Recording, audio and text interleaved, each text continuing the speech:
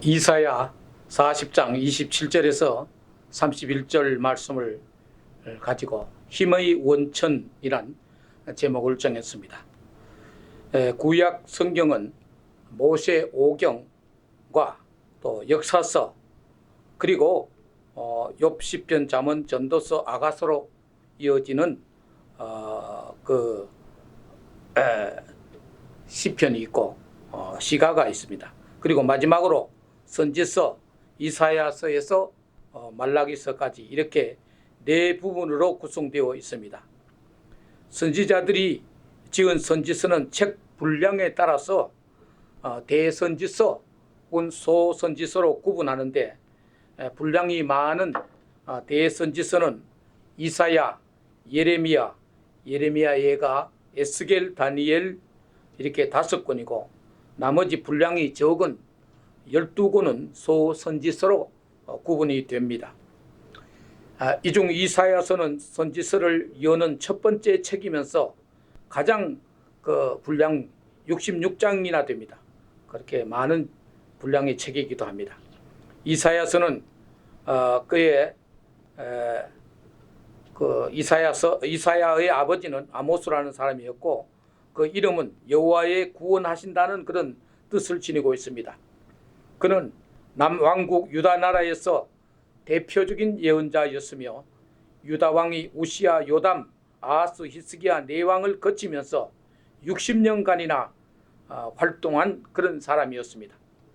이사야서로 말미암아 쓰여진 이사야서는 내용적으로 세 부분으로 구별할 수 있는데 첫째는 하나님은 세계 역사 안에서 활동하신다는 내용인 것입니다.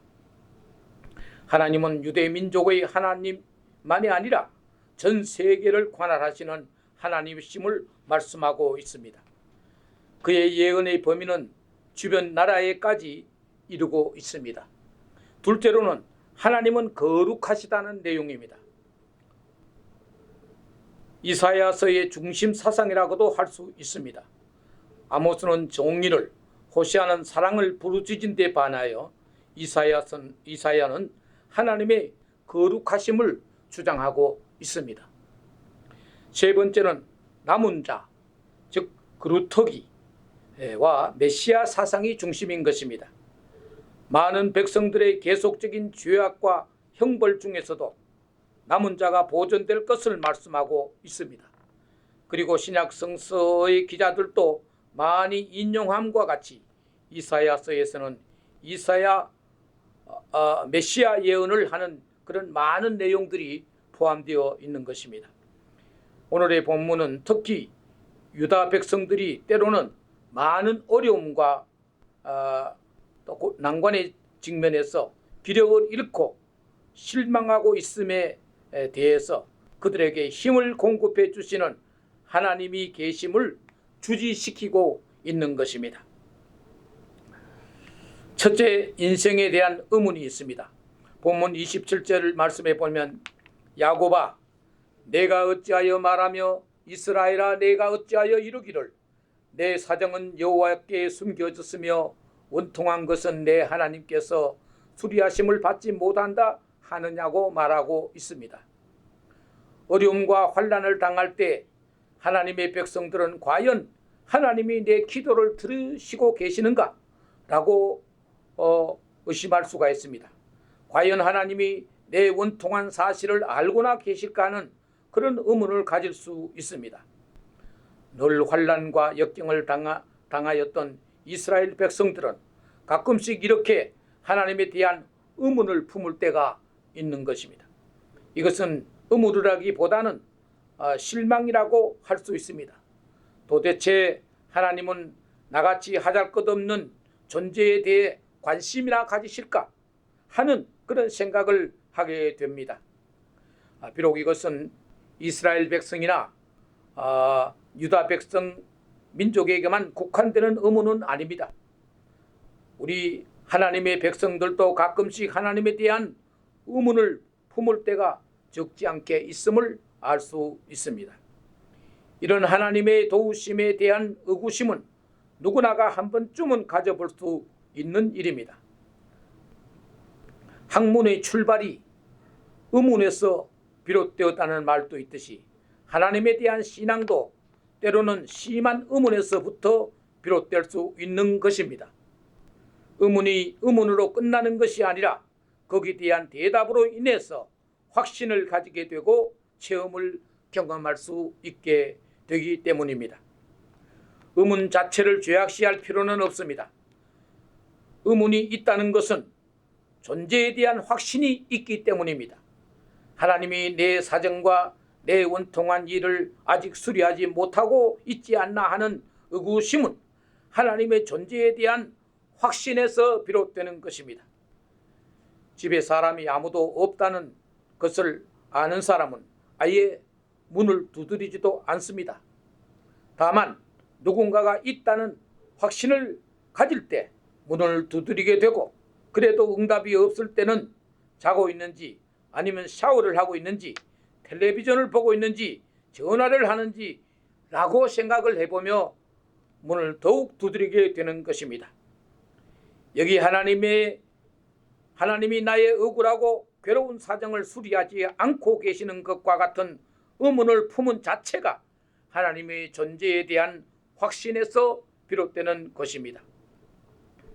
때로는 불신자라고 자처하는 사람도 어려움이나 황당한 일을 당할 때 하나님을 찾게 되는 것은 자기도 모르는 사이에 하나님에 대한 신뢰와 신앙을 가지고 있음을 보여주는 사례라고 볼 수 있습니다. 둘째, 하나님이 하시는 일에 대한 말씀이 있습니다. 28절 말씀에 너는 알지 못하였느냐 듣지 못하였느냐 영원하신 하나님 여호와 땅끝까지 창조하신 자는 피곤치 아니하시며 곤비치 않으시며 명철이 한이 없으시며 피곤한 자에게는 능력을 주시며 무능한 자에게는 힘을 더하신다 라고 말씀하고 있습니다.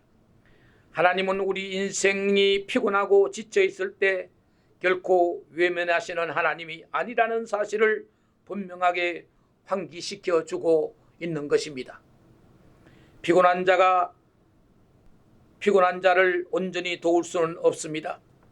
마음은 원이로되 무능한 자가, 힘이 없는 자가 어떤 도움을 줄 수는 없는 것입니다.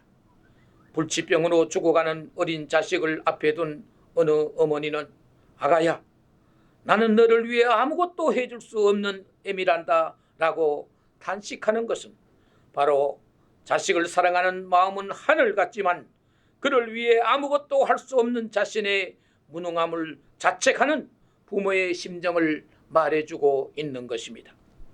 그러나 하나님은 우리 인생과 같이 피곤해 지치지도 않으시고 무능하지도 않으십니다. 오히려 명철이 한이 없다고 말씀하고 있습니다. 고로 그 하나님은 우리 지친 인생을 얼마든지 도울 수 있는 능력과 힘을 가지신 분이시요 그만한 명철함을 가지신 분이심을 확인시켜 주고 있는 것입니다. 고로 더 이상 하나님의 능력이나 하나님의 명철에 대한 초호의 의심이나 의문을 가질 필요가 없는 것입니다. 하나님이 하시는 일에 대한 신뢰심을 가져야 할 것입니다. 세 번째로 하나님은 힘을 공급해 주시는 분이십니다. 30절 이하 말씀에 소년이라도 피곤하며 곤비하며 장정이라도 넘어지며 자빠지되 오직 여호와를 앙망하는 자는 새 힘을 얻으리니 독수리의 날개치며 올라감 같을 것이요 다름질하여도 곤비치 아니하겠고 걸어가도 피곤치 아니하리로다 라고 했습니다. 오늘날 피곤과 곤비가 어느 연령층에 국한된 것은 아닙니다. 정말 우리가 사는 이 세대는 아이부터 나이 많은 노인에 이르기까지 늘 피곤함과 스트레스의 연속이라고 볼 수 있습니다. 늘 싱싱한 에너지가 풍성한 것 같은 소년과 장년도 피곤하여 넘어지고 자빠진다고 하였습니다. 풍부한 음식과 많은 영양소, 갖가지 좋은 약들이 많이 있음에도 불구하고 오늘 이 시대를 사는 모든 인생들은 너무나 자주 하는 말인즉 피곤하다는 것입니다. 그것은 옛날 이사야 선지가 살던 시대나 오늘날이나 별로 달라지지 않은 것 같습니다. 이런 피곤한 인생에게 무엇이 과연 힘이 되겠습니까? 힘의 원천은 바로 여호와 하나님이심을 말씀하고 있는 것입니다. 그런데 인생들이 가지는 근본적인 피로의 요인이 바로 죄에 기인하고 있다는 사실을 알아야 합니다. 고로 죄악이 도말되고 죄가 소멸되면 우리는 한결 가볍고 건강하게 살 수 있을 것입니다. 찬송가 가사에 죄악 벗은 우리 영혼은 기뻐 뛰며 주를 보겠네 라는 구절이 있는데, 정말 사죄받고 속죄받은 인생은 정말 외양간에서 풀려나온 송아지 마냥 기쁨과 해방감과 즐거움에 힘이 솟아나는 것입니다. 과연 우리의 죄악을 소명하고 해결해 주실 분이 누구십니까? 그분이 바로 여호와 하나님이십니다. 고로 힘의 근원인 바로 하나님 아버지일 수밖에 없는 것입니다. 이사야 1장에도 분명하게 말하고 있는 것은 오라 우리가 서로 변론하자. 너희 죄가 주홍 같을지라도 눈같이 희어질 것이요 진홍같이 붉을지라도 양털같이 되리라고 했습니다.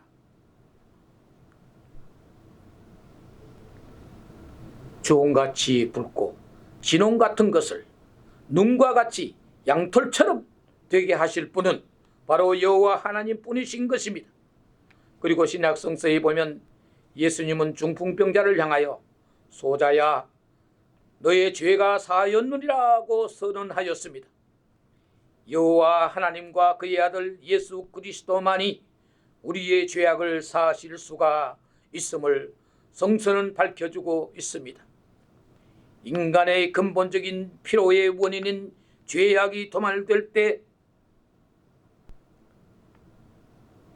우리 인생은 비로소 그 큰 피로에서 벗어날 수가 있는 것입니다. 그 하나님과 예수 그리스도만이 또한 우리 죄악을 사하실 수 있는 분을 우리는 성서를 통해서 알게 된 것입니다. 인간의 근본적인 피로의 원인인 죄악을 도말하실 분은 오직 하나님뿐이시기에 오직 주님만이 참된 힘의 원천이 되시는 것입니다. 시편 68편 35절 말씀에 이스라엘 하나님은 그 백성에게 힘과 능을 주시나니 하나님을 찬송할지어다 라고 했습니다. 어떤 책자에 보니까 힘을 공급받는 데 있어 특히 우리 크리스찬이 힘을 공급받는 데 있어 5가지 손쉬운 방법을 제시해 놓았습니다. 그 힘이란 영어 단어가 파워라는 POWER 이 5가지 글자로 시작되는데 이 글자의 이니셜을 따서 힘을 얻게 된다는 것입니다. 그거 참 재미있는 설명이라고 생각되었습니다. 첫째는 파워여서 P 즉 프레이라고 합니다. 기도인 것입니다. 힘을 공급받으려면 기도해야 되는 것입니다. 시편 145편 18절 말씀에 여호와께서는 자기에게 간구하는 모든 자 곧 진실하게 간구하는 모든 자에게 가까이 하시는도다라고 했습니다. 영국에서 속담처럼 격언처럼 쓰여지고 있는 말인즉 존 락스 한 사람의 기도는 스코틀랜드 군대의 힘보다도 더 강하다는 말과 같이 기도는 진정한 힘의 원천이 되는 것입니다. 힘이 없고 연약할 때 우리가 해야 될 일이 무엇입니까? 첫 번째가 바로 기도인 것입니다. 두 번째 파워에서 오입니다. 오베이하라는 것입니다. 이 복종을 말하는 것입니다. 하나님께 대한 전적인 순종과 복종은 나에게 힘의 원천이 되는 것입니다. 복종이란 자기를 버리고 전적으로 그에게 종속하는 것을 말하는 것입니다. 그러면 무능한 나는 없어지고 능력 많은 그분이 나의 힘이 되는 것이기 때문에 우리는 힘을 얻게 되는 것입니다. 세 번째는 W, 워십인 것입니다. 이는 경배 혹은 예배를 말합니다. 하나님에 대한 예배는 힘을 가져다 줍니다. 여러 가지 세상 일로 근심과 고민에 빠진 사람들이 예배를 통해 위로와 힘을 얻는 일은 너무도 흔히 볼 수 있는 일인 것입니다. 옛날 야곱이 형 에서를 피해 객지에서 노숙하며 지칠 때 베델에서 돌단을 쌓고는 힘을 얻게 된 것을 보게 되는 것입니다. 아브라함도 75세에 타간 객지 생활하면서 가는 곳마다 제단을 쌓아 예배를 드림으로 제사를 드림으로 새 힘을 얻고 용기를 얻게 되었던 것을 보게 되는 것입니다. 네 번째는 그 파워에서 이벤젤라이즈라고 할 수 있습니다. 복음을 전하고 예수 그리스도의 소식을 전하는 것이야말로 힘을 얻게 되는 비결이 되는 것입니다. 이 사도행전에서 활약하는 믿음의 사도들과 성도들을 통해 느낄 수 있는 것은 바로 그들의 힘인 것입니다. 지치지 않고 피곤치 않고 두려워하지 않는 능력과 힘, 그것은 바로 그들은 복음, 즉 예수 그리스도에 관한 사실을 알고 믿고 전하고 있었기 때문인 것입니다.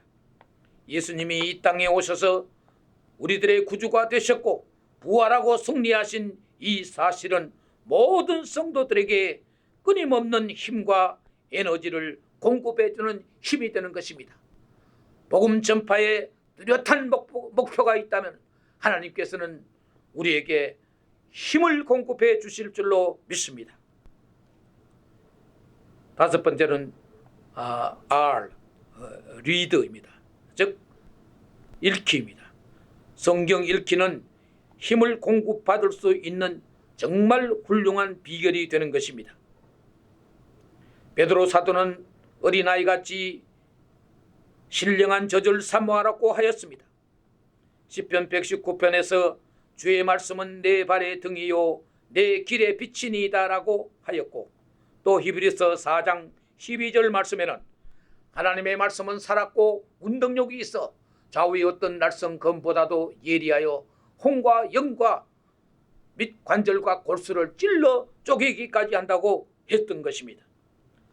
말씀의 파워가 어떤지를 확실하게 밝혀주는 말씀인 것입니다.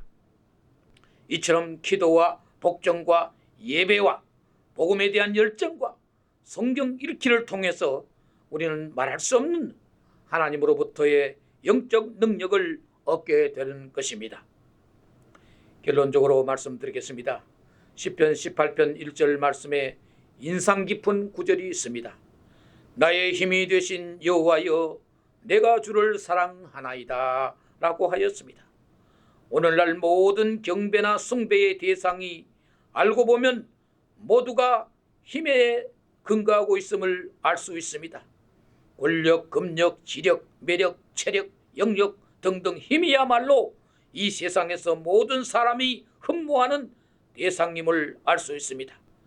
그런데 여호와 하나님은 그 모든 힘의 원천이 되시며 모든 힘을 합한 것보다도 더 큰 힘을 소유하신 분, 그분이 바로 우리 하나님이신 것입니다.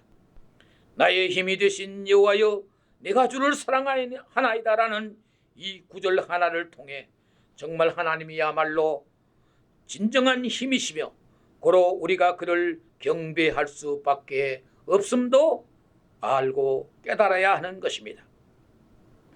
오늘 우리도 힘의 원천이신 여호와 하나님을 향해 나의 힘이 되신 여호와여 내가 주를 사랑하나이다 라는 고백을 할 수 있어야 하겠습니다.